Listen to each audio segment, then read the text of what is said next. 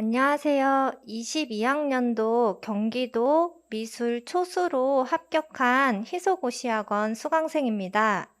저는 전공을 위상팀 미술 수업을 들었고요. 22학년도 합격 점수는 1차가 교육학이 15.33, 전공이 61점입니다. 제가 전공이 초수임에도 불구하고 이제 시험 보면서 조금 실수가 있었는데도 그래도 만족하는 점수가 나왔기 때문에 전공 공부한 위주로 말씀을 드려보려고 해요. 저는 초수이기는 한데 합격 준비 기간이 2년이기 때문에 2년 동안 제가 경험했던 공부 방법이나 공부 방법에서 시간 투자 대비 해가지고 효과적인 부분에 대해서 몇 가지 말씀을 드려보고 싶어요. 저는 두 아이 엄마이기 때문에 육아와 함께 그리고 대학원 수업도 병행을 같이 했기 때문에 1년만 공부를 해서는 제가 공부 시간이 많이 부족할 거라는 예상이 당연히 됐기 때문에 조금 미리 2년 전에 공부를 시작하게 되었습니다. 그렇게 해서 20년도에 제가 평균 공부한 시간이 하루에 2시간 30분 정도가 되고요. 21년도에는 평균 공부 시간이 하루에 6시간 10분이 돼요. 이거는 제가 이제 오늘 수기 영상을 찍으려고 정확히 제가 2년 동안 공부했던 플래너를 보고 몇 시간 정도를 공부했는지 다 더해보고 하루를 나눈 거라 정확한 시간이고요.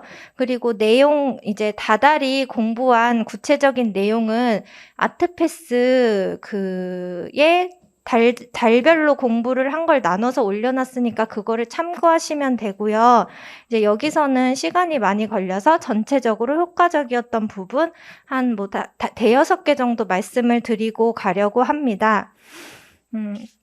우선 저는 시험 보기 2년 전에 19년도 말인가 20년도 초에 위상 선생님하고 상담을 했어요. 그랬을 때 20년도에는 이제 전공 위상팀의 기본 이론, 심화 이론, 기출 분석, 교과서 분석 강의를 미리 들어놓으라고 말씀을 해주셨고요. 그리고 시험 보는 해에 21년도에는 N수생 패키지를 들으면 된다고 조언을 미리 듣고 그대로 이제 커리큘럼을 따라갔습니다. 그리고 20년도에는 제가 주로 한 공부는 우선 그리고 20년도와 21년 2년 동안에 효과적이었다고 생각하는 거를 말씀을 드려보면 우선 필기입니다. 위상팀 같은 경우에는 필기의 양이 매우 많잖아요. 근데 그거를 저는 되게 충실하게 반복적으로 필기를 써나갔는데요. 이제 기본 이론, 심화 이론 들을 때는 인강을 들었고 5월 문제풀이 할 때는 직강을 왔지만 그전에는 인강으로 들었는데 인강을 중간중간 끊지 않고 쭉 계속 들으면서 연습장에 빠르게 선생님들이 판서에 해주시는 필기를 다 놓치지 않고 그림 부분까지도 다 적어내려고 빠르게 필기를 했고요. 그리고 인강이 다 끝난 다음에는 빠르게 연습장에 한 필기를 A4 용지에다가 매우 깔끔하게 다시 정리를 했습니다. 그리고 추후에 나중에 교재로 다시 복습을 할 때 제가 A4 용지에 페이지 수까지 다 적어가면서 필기를 한 거를 다시 교재에 빈 공간에 꾸겨 넣듯이 다시 필기를 했고요. 그래서 저는 그 많다는 위상팀의 필기를 기본 이론 강의 들으면서도 이렇게 3번을 반복하게 되었고 반복하면서 저절로 암기가 되었습니다. 근데 제가 이렇게 하지 않아도 커리큘럼 자체가 기본, 심화, 교과서, 기출 이런 식으로 계속 중요한 필기나 판서가 중복돼서 반복이 되기 때문에 충실하게만 필기를 해가면서 따라가신다면 공부가 잘 되지 않을까 생각이 되고 이 부분이 저는 공부하면서 저절로 암기가 되는 부분이었기 때문에 말씀을 드리고요. 그리고 또 필기를 해주신 것들 중에서 제가 중요하다고 생각한 부분은 구조화돼서 흐름도로 크게 이제 그려주시는 부분이에요. 예를 들면은 장지연 선생님께서 서양 미술 교육의 역사를 길게 이제 시대별로 길게 해주시잖아요. 그거를 이렇게 리플릿처럼 접어서 한 번에 펴서 한 번에 볼 수 있게 만들라고 말씀을 하시잖아요. 근데 저는 그 서양 미술 교육의 역사뿐만이 아니라 이런 식으로 크게 한눈에 봐야 되는 구조화되는 부분에 대해서는 흐름도 노트라고 해서 선생님들의 판서 필기를 기초로 흐름도 노트를 만들었습니다. 따로 서브 노트는 만들지 않고 그거를 한 번에 보기 위해 이런 식으로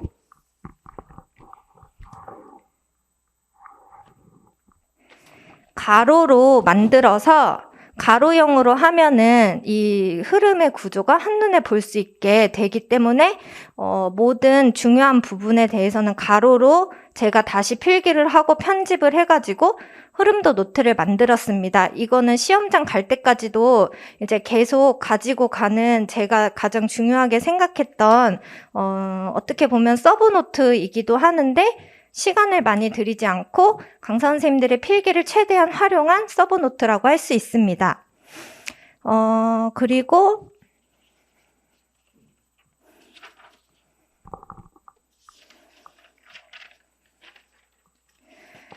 시간을 좀 줄이고자 하려면은 위상팀 강의를 들은 선배 그 합격 선생님들의 자료를 활용해 보는 것도 좋다고 생각이 들었는데요. 실제로 저는 그 위상팀 강의를 들은 선배 교사 선생님이 나눔해 주시는 자료인 체크리스트랑 서양 미술사 정리표를 참고로 하면서 공부를 했고요. 거기에 제가 조금씩 더 추가하고 싶은 것만 했지, 제가 이거를 뭐 서브노트를 새로 만들려고 노력하는 시간, 체크리스트 목록을 만들려고 하는 시간이나 이런 걸 절약해서 이제 그런 체크리스트 안에 들어가는 내용에 집중해서 공부를 하려고 했습니다.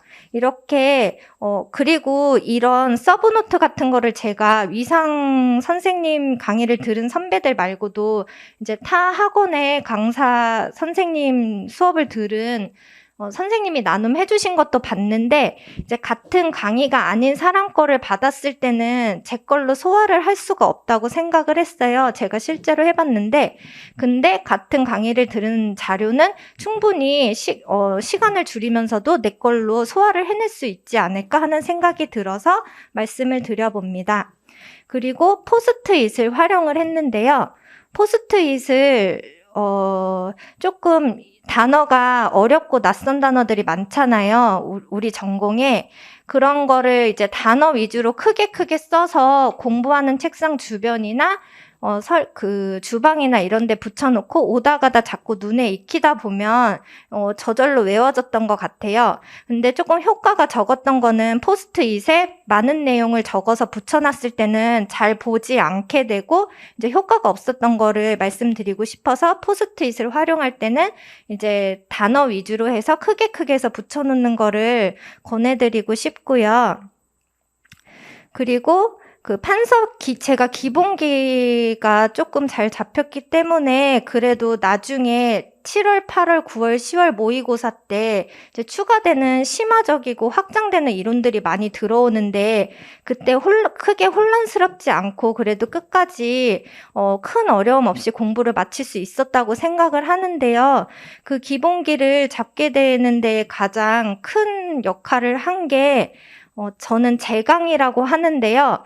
이거는 그 20년도에 제가 기본이론 강의를 들을 때 녹음을 해놓은 것을 저는 이제 주부다 보니까 청소할 때나 설거지할 때 이제 이동 시간 이럴 때 귀에다가 꽂고 계속 짜투리 시간을 활용을 해서 반복해서 들었어요.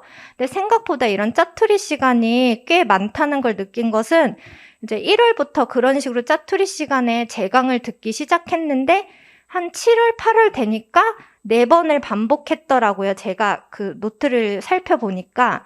그래서 20년도에 재강을 4번을 들었고 21년도 시험 보는 해에는 이제 정식 커리큘럼에서 기본 이론을 듣고 그리고 나서 한 5, 6월 정도의 기본 이론을 한 번 더 들었기 때문에 저는 시험 보러 가기 전까지 총 기본 이론을 6번 정도 돌려서 6번을 반복하게 된 셈이거든요.